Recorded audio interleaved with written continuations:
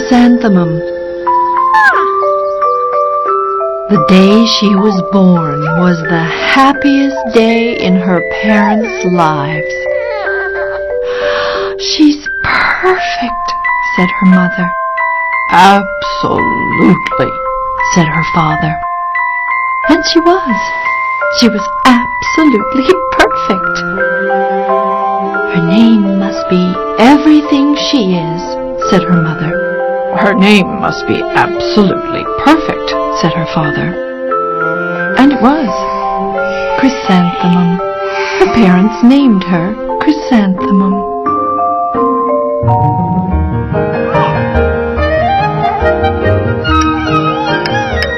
Chrysanthemum grew and grew and grew. And when she was old enough to appreciate it, Chrysanthemum loved her name. "I love my name." She loved the way it sounded when her mother woke her up. "Chrysanthemum." She loved the way it sounded when her father called her for dinner. "Chrysanthemum." And she loved the way it sounded when she whispered it to herself in the bathroom mirror. "Chrysanthemum.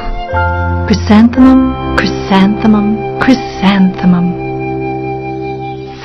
Chrysanthemum loved the way her name looked when it was written with ink on an envelope. She loved the way it looked when it was written with icing on her birthday cake. And she loved the way it looked when she wrote it herself with her fat orange crayon. Chrysanthemum, chrysanthemum, chrysanthemum. Chrysanthemum thought her name was absolutely perfect. And then she started school. On the first day, Chrysanthemum wore her sunniest dress and her brightest smile. She ran all the way. "Hooray!" said Chrysanthemum. "School!" But when Mrs. Chudd took roll call, Dawn, Eve, Lois, Al, Les, Kay, Max, Sue, Bill, Pat, Tom, Sam, Ken, Joe, Rita, Victoria, Chrysanthemum. Everyone giggled upon hearing Chrysanthemum's name. "It's so long," said Joe. "It scarcely fits on your name tag," said Rita, pointing. "I'm named after my grandmother," said Victoria.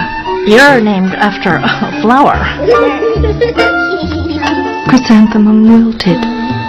She did not think her name was absolutely perfect. She thought it was absolutely dreadful. The rest of the day was not much better. During nap time, Victoria raised her hand and informed Mrs. Chudd that Chrysanthemum's name was spelled with 13 letters. "That's exactly half as many letters as there are in the entire alphabet," Victoria explained. "Thank you for sharing that with us, Victoria," said Mrs. Chudd. "Now put your head down." "I had a name like yours. I'd change it," Victoria said as the students lined up to go home. "I wish I could," thought Chrysanthemum miserably. "Welcome home," said her mother. "Welcome home," said her father. "School is no place for me," said Chrysanthemum. "My name is too long. It scarcely fits on my name tag, and I'm named after a flower." "Oh, Pish," said her mother, "your name is beautiful." "And precious and priceless and fascinating and winsome," said her father. "It's everything you are," said her mother. "Absolutely perfect," said her father. Chrysanthemum felt much better after her favorite dinner, macaroni and cheese with ketchup, and an evening filled with hugs and kisses and parcheesi. That night, Chrysanthemum dreamed that her name was Jane. It was an extremely pleasant dream. The next morning, Chrysanthemum wore her most comfortable jumper. She walked to school as slowly as she could. She dragged her feet in the dirt. Chrysanthemum, chrysanthemum, chrysanthemum, she wrote. She even looks like a flower, said Victoria as Chrysanthemum entered the playground. Let's pick her, said Rita, pointing. Let's smell her, said Jo. Chrysanthemum wilted. She did not think her name was absolutely perfect. She thought it was absolutely dreadful.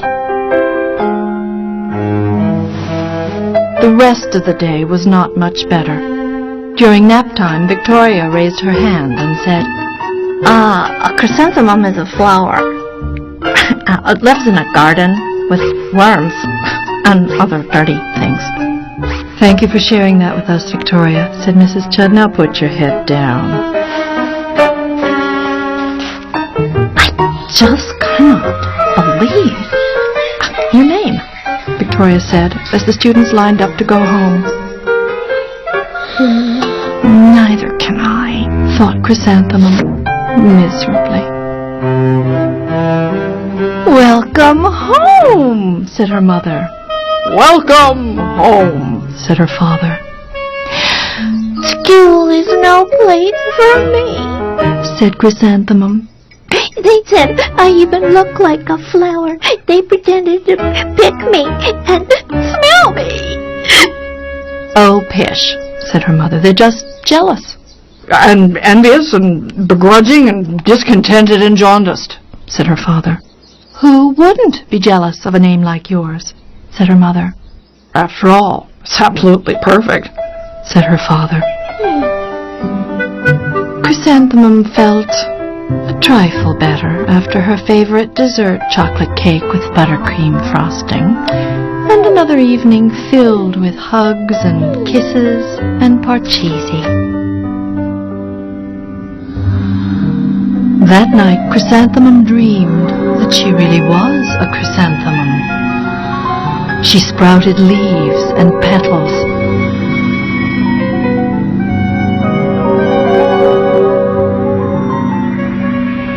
Victoria picked her and plucked the leaves and petals one by one until there was nothing left but a scrawny stem.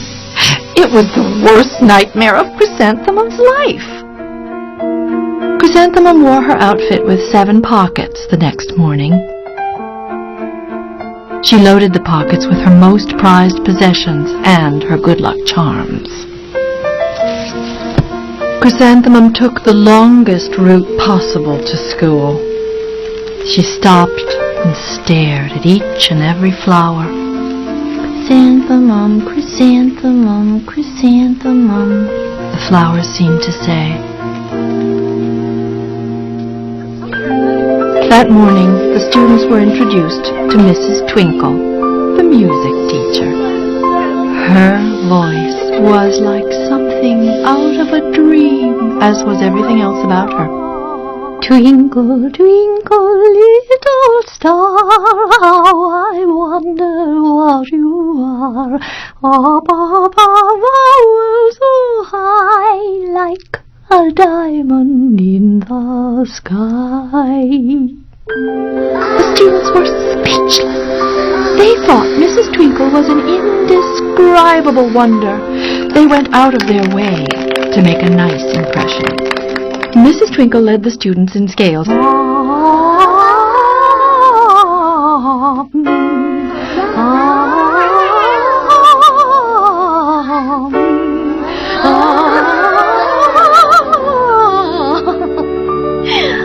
Music is my life. Then she assigned roles for the class musicale. Victoria was chosen as the dainty fairy queen. Rita was chosen as the spiffy butterfly princess. Jo was chosen as the all-important pixie messenger. And Chrysanthemum was chosen as a daisy. Chrysanthemum's a daisy, chrysanthemum's a daisy.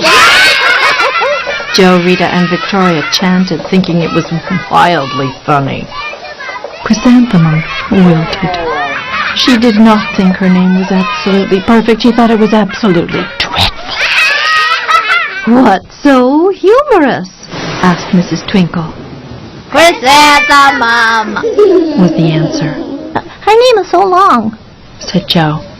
it scarcely fits on her name tag. Said Rita, pointing. I'm named after my grandmother, said Victoria. She's named after a flower. My name is long, said Mrs. Twinkle. It is? Said Joe. My name would scarcely fit on a name tag, Said Mrs. Twinkle. It would, Said Rita, pointing. and Said Mrs. Twinkle, I'm named after a flower, too. you are?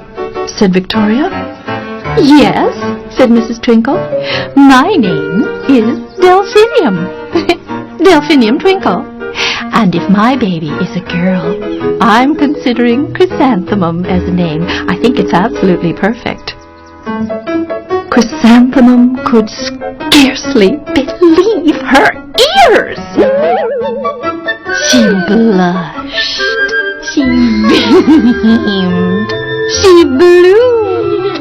Chrysanthemum, chrysanthemum, chrysanthemum.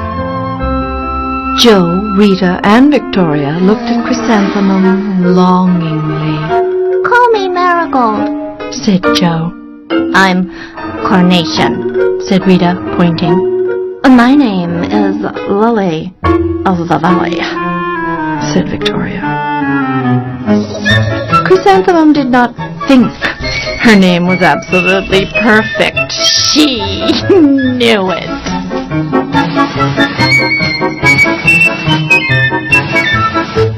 Epilogue.